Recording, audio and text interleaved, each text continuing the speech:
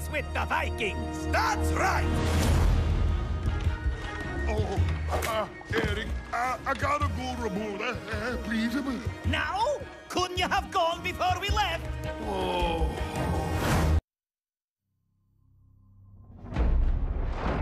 The most important thing I've learned in all my journeys is balance. Work and play. Good and bad. Right and wrong. Honor. Tradition. A good brew. And most especially, family. These are the things that bring me balance. These are the things I fight for.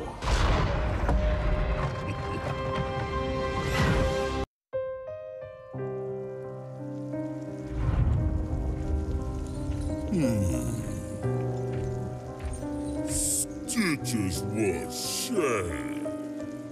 Stitches want playtime. Stitches play too rough. No one play with Stitches. But Stitches found Nexus. In Nexus, everyone have to play with Stitches. So much playtime makes Stitches hungry. Sombra, it's on you now. I'm all over it.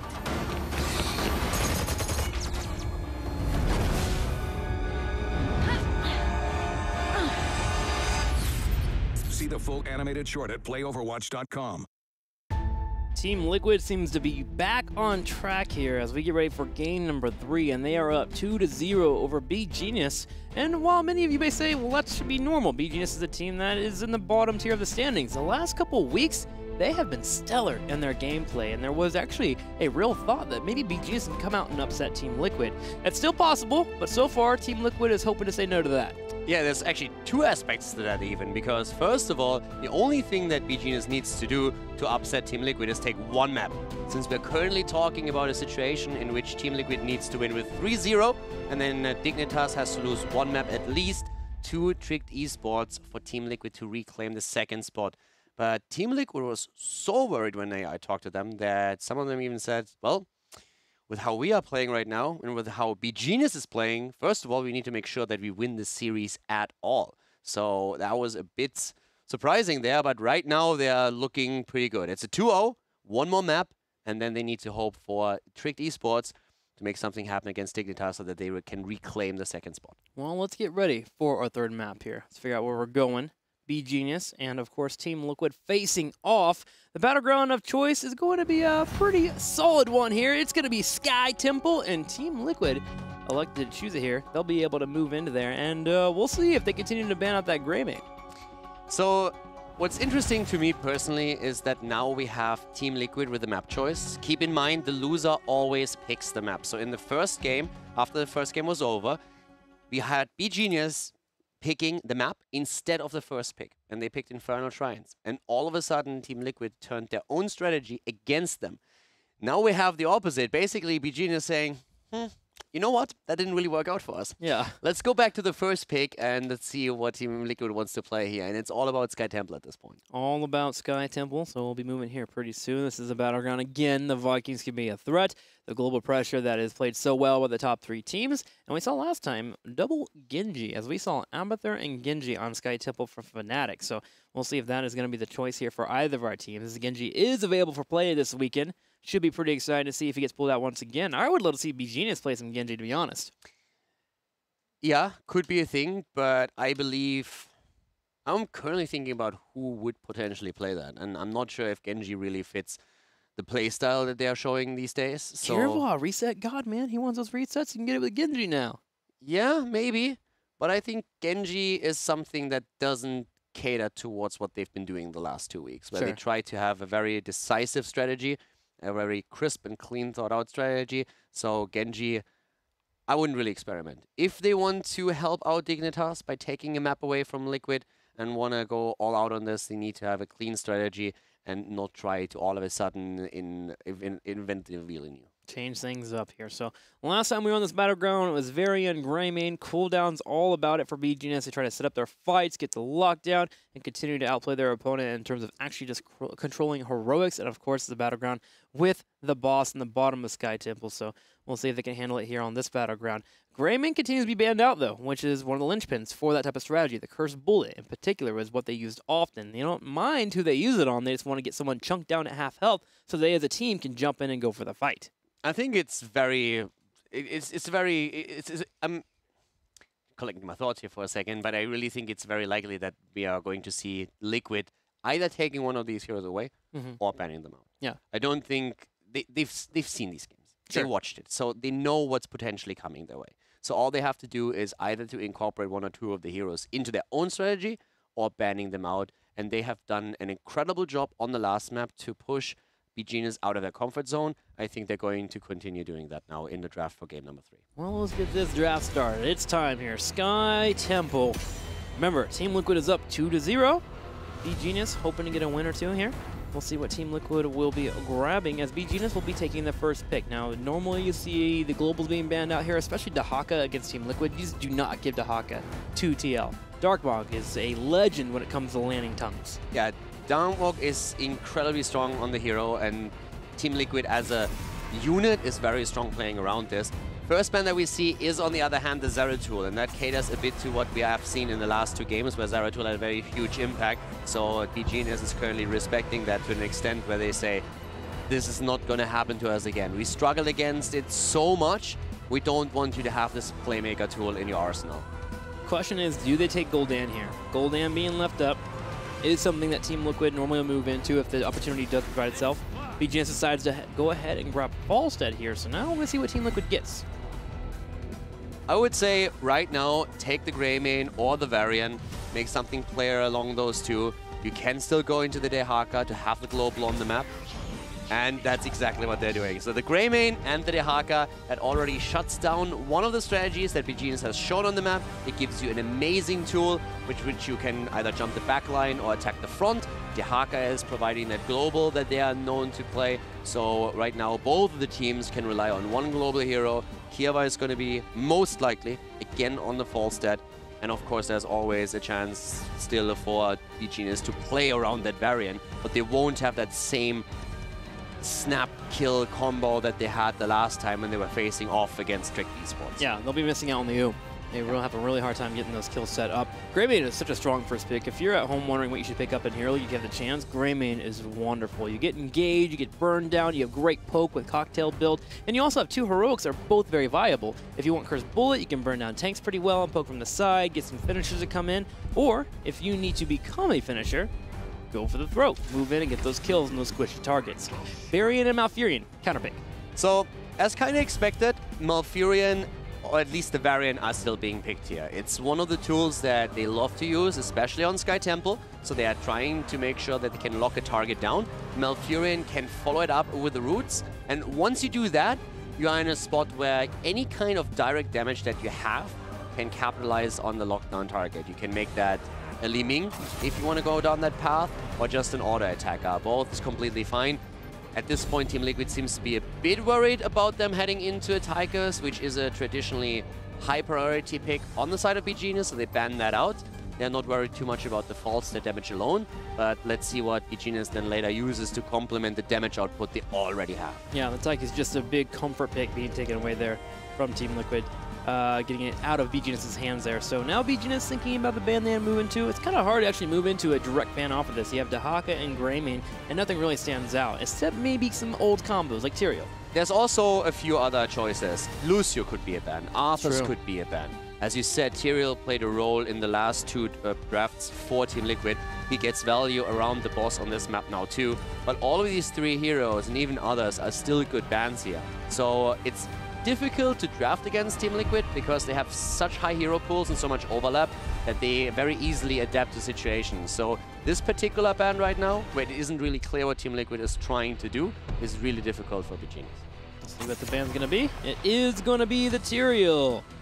Go ahead and drop that off there. So Team Liquid now should be grabbing a healer relatively soon. Haven't seen much of the Splendor Lucio. It's going to be the Uther still here, and a Nubarak as well. Yeah, so a Nubarak now taken. As we said before, he is absolutely fantastic in nearly any situation. You can play him as your main tank, you can play him as the off tank.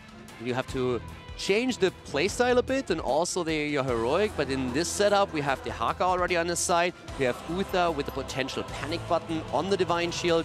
So a very cool draft again for Team Liquid. And also they can of course play with the global around their opponent and try to get extra value, especially before the second temple phase starts, out of the top lane.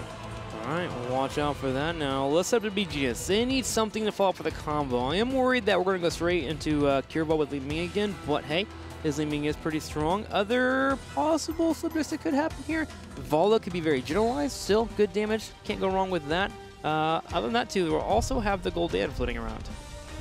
Gul'dan, I guess, is still an option. I would say they are more likely to head into either Vala or Li Ming, since they've been playing those heroes a lot more in the past. Li Ming, of course, into the Anubarak is a little bit more tricky, but they stick with the Lunara and they get a Zarya now.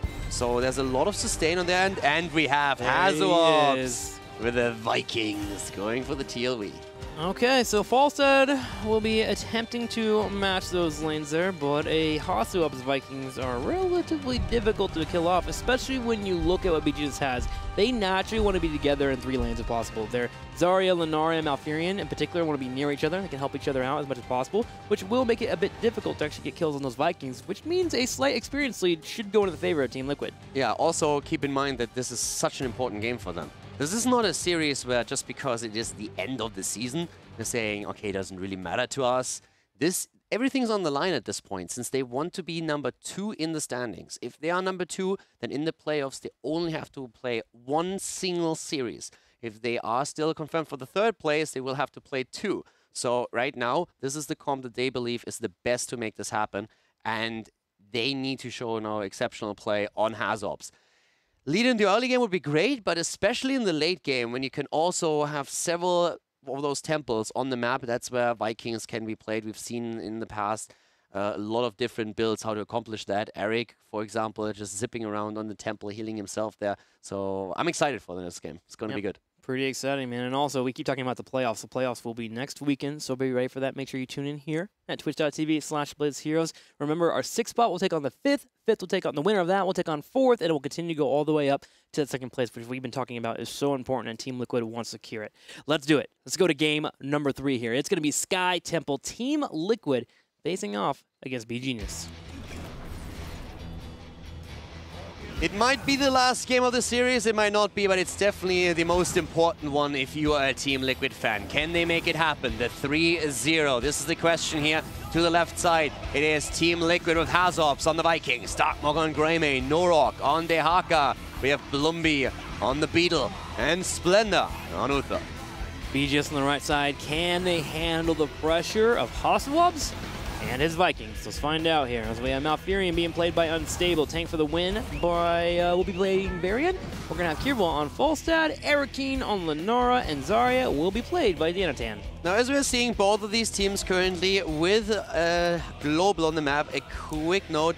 Globals on this map usually take the bottom spot at the beginning of the game. This game is shaken up a bit through the Vikings being present. But normally the idea is that you hold the bot lane with your Global. Once the first temple phase starts, where we have a temple in the mid and the top, you can go in and try to give your team an advantage in a fight, or you can stay at the bot lane if your counterpart does the same. And then later on, after the first temple phase, the Global usually shifts to the top lane, preparing for the second temple phase that is at the bottom of the map to give you a bit more experience, soaking additional wave, and maybe even putting additional pressure towards your opponent's fort there. So that's normally what you're attempting to do with a Global hero on Sky Temple, which is one of the reasons why those heroes are preferable picks for this map in particular. And if you can, try to grab those mercenary camps, but hang on, Danatan in trouble. As Hazops sniffs out Zarya, and she gets picked up instantly here in the first minute of the game. Bodied early on, completely surrounded and taken apart.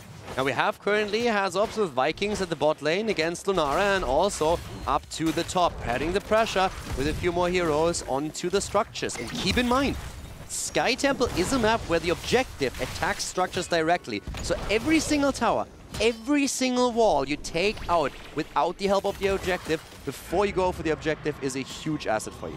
Gives you the benefit here. Can Hassel get away? No! Lost Viking as he gets picked off. Get wrecked, Belo. You're so savage. You have no sympathy. Poor Viking man gets killed and you just laugh at him. I like the Vikings. But they're dead, apparently. But they're expendable. They are expendable. Hey, I played the original video game, okay? Did you? No. Yeah. There you go. I saved them several times. I brought them back home, okay? I watched the speedrun. That was cool. That's pretty awesome. We have some fights here in the middle as Team Liquid will hit 4. My apologies. If you watched the speedrun, yeah, it's all good. I pretty much played it. Did it in 2 hours, man. No big deal. Splinter and crew do get a drag. Splinter comes in, brings up the stun, and Zarya is not having a very good day. No, she's not, and the problem is pretty transparent here. beGenius is in a spot in which they are currently losing experience on the bot lane. They lose out on a lot of the shots up to the top where we had Olaf in position, and they just lost the mid lane. So this is the power of the Vikings if played correctly. If everything comes together and you have a great opening, this is what happens. Eric the Swift also being used, and this is one of the main reasons why we are currently seeing the Vikings on the map, since with Eric alone you can later on hold temples. Vikings are one of those heroes that can take an opposing team and stretch them thin. And if you are not decisive, they will run away with a large advantage, and that's already here. 6-5 right now. beGenius needs to be on point with their shot calling and be near each other and make sure not to miss out on any ounce of experience. And keep in mind, with the objective attacking structure, as the structural position on the map is important. And from an infrastructure point of view, Team Liquid is miles ahead. They've just taken down the top fort already. And the pressure at the bot, they might not have killed our Arcane, but it definitely opens up a play for the towers and the gate here. Team Liquid is miles ahead, Caldor. Kilometers or more like it here. Remember, this is HGC Europe. My apologies, my apologies. That's okay, I'm here to correct you. We're going to have some more engagements down here on the bottom left. Varian turns around, and Blumby is just heading the charge up as they move in for the turrets. Yeah, apparently NA is rubbing off to me. Soon I'm going to pick bribery on Falstad. Tomorrow you're going to walk in with a hamburger. I'm looking forward to that because I want half of it. Take for the win, turns around, goes in for Blumby, and we're going to keep up it. Team Liquid is just really starting to run here, but Dahaka is actually dealing with Kiro on the top. Yeah, this is exactly the transition I talked about in the early stage of the game. The transition of the globals to the top lane. Trying to set them up for the next temple phase. And I also want to highlight one more thing. Keep in mind, whenever you open a gate against your opponent, try to drop the founder. Yes. It takes so much lane sustain away from your opponents, and it is really crucial. I watched a couple of amateur games lately where that was neglected, and it always gives you a huge edge, so try to make it work. And of course, getting kills is never bad either, and this kind might be happening here as we have the camp being invaded, but now beGenius shows up in strength, and that forces Team Liquid back. But it looked for a moment as if they could take down Malfurion. That didn't happen to be the case, but Team Liquid is not out of the woods just yet. Oh, that does hurt, though, if they don't get the kill. And Team Liquid does get away, which means beGenius brings 5 resources to one small location of the map, while the Vikings say, oh, yes, give me, give me. They rotate to mid lane, top lane, and bottom lane, and they push in and get more experience. Now, luckily, we have one of the Vikings getting picked off, which is some decent experience, but Team Liquid is moving towards level 9. When you said, give me, I'm like, what? Did they get a new talent? That sounded so good. That's a good talent. We should make that. Is he just making a point, or is that a talent name that I don't know in the Vikings? I'm like, I play those a lot. That can't be right. But yeah, so the position has been actually taken by Team beGenius down to the bot lane. But the Vikings, they get value on all of the lanes in the meantime. So Blumby is trying to at least get a few shots for his team by now invading the temple itself. Belor killed in the mid lane, but up to the top, Eric's still pushing, and just look at experience alone. Liquid is so far ahead, hitting 10, about to hit 10.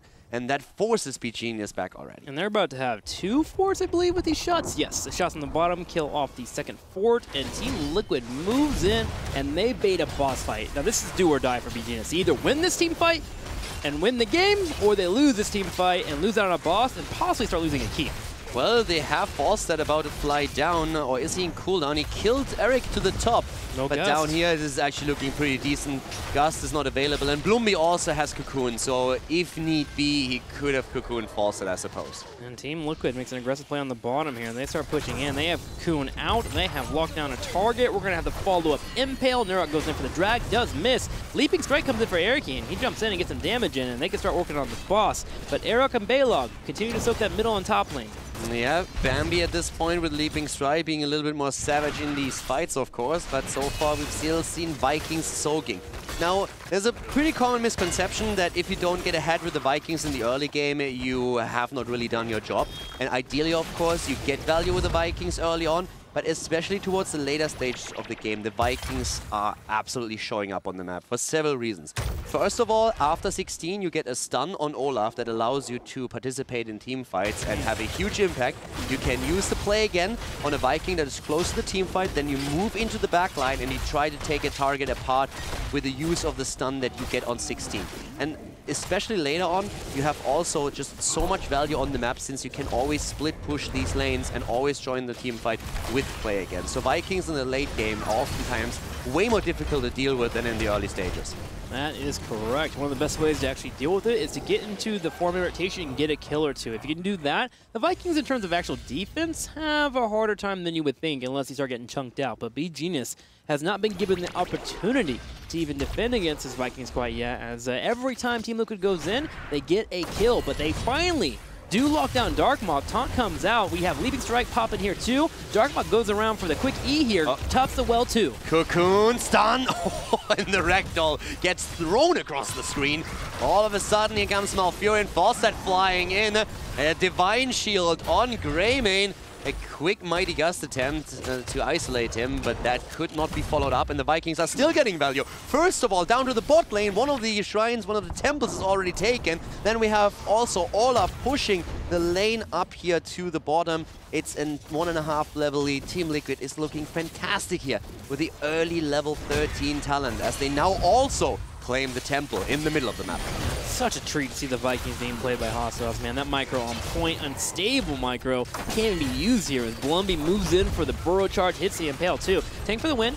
Could go in for a taunt in 1 second here. He's looking for Darkmok. Olaf gets picked up in the bottom. It doesn't matter here as a big fight happens at the top right. Lunara burned away. Lunara down. Balog dies, but that doesn't matter. Zarya falls shortly after. It is a great trade again, and this is the end of Varian. Only Falstad alive. He's the one that flew down to the bottom, but it looks more and more as if we are seeing Team Liquid go through the first keep of the game.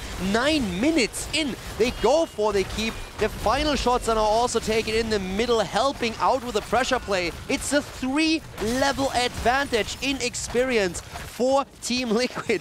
They let the keep live for now and move away, not willing to take a fight that could potentially be a disaster, going for the safe play, and I assume that one of the Vikings is going to sneak in eventually to take it down. At some point, Leaping Strike being used on Eric at the top, but he is too swift for Lunara and 3 members as beGenius cannot chase him down. We'll watch for that key to be picked up in the middle. But at this point, Team Liquid, not really worth the ability to get suicided there, right? Like if you push in and grab that keep, sure you may get it, but a Falstad fly-in into maybe a Mighty Gust pushes your team in, and that puts beGenius in a spot to make a comeback. I love the patience there, and allow, you know what, we'll have Hostile upside that at some other point when it's open. Yeah, you can always argue that it would have been a bit, that they should have stayed, but then again, the game is going really well for them. They're close to 16, so this should not really matter too much. They can take it at any point in time.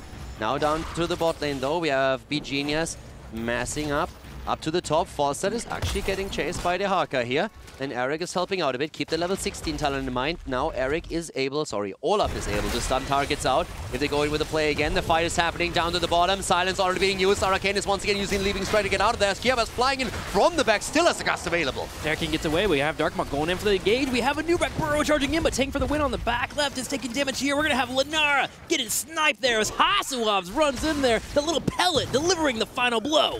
Am I missing something, or why did he never use Gust? Was that really not enough mana to use the Gust? That can't be the case. Maybe he wants to hold on to it, man. I mean, don't get me wrong, I like Gust as much as the next guy, but I think using it helps a lot.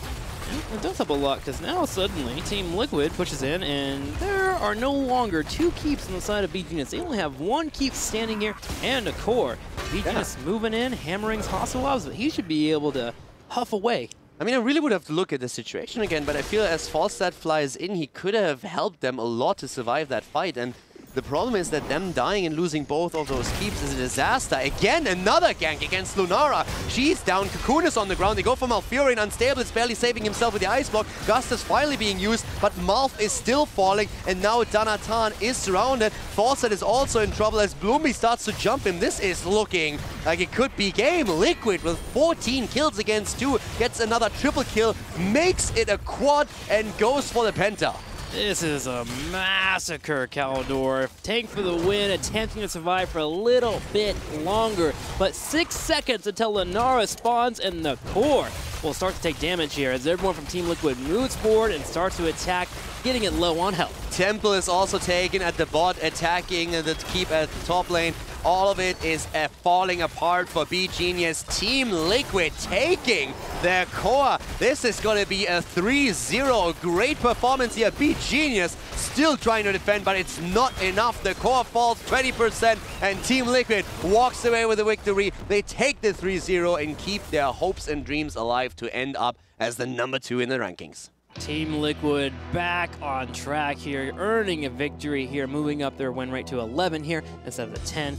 Off of a 3-game lose streak, and they finally get it back. So congratulations to Team Liquid. Now, beGenius, they had a couple weeks of greatness, and today they still look pretty solid. You know, I got to call out Unstable, man. Today, as a support player, he showed up. Sadly, the team as a whole didn't earn the victories, but I was impressed with his play. Unstable definitely played excellent today. I have to say, though, that in the first game, beGenius probably looked the strongest to me, and I think that's mostly because Team Liquid was a bit shaken in their confidence. Sure. And as they pick up that win, they could really build momentum, and you could see that from game to game, they looked more confident in their own abilities, way more decisive in their decision-making, and it really showed on that last map when, with the Vikings, they were creating pressure on the map, but with a 4-man rotation, they still got kill after kill, very decisive shot call, saying, okay, now we take a fight here, now we move back, and it worked out in the end for them. So they make the 3-0 happen, and now they have to rely on Trick Esports to help them out a bit in the match tomorrow against Dignitas. That's right. Team Liquid has done their part. They earned a 3-0 victory today, so tomorrow's match, Dignitas and Trick Esports,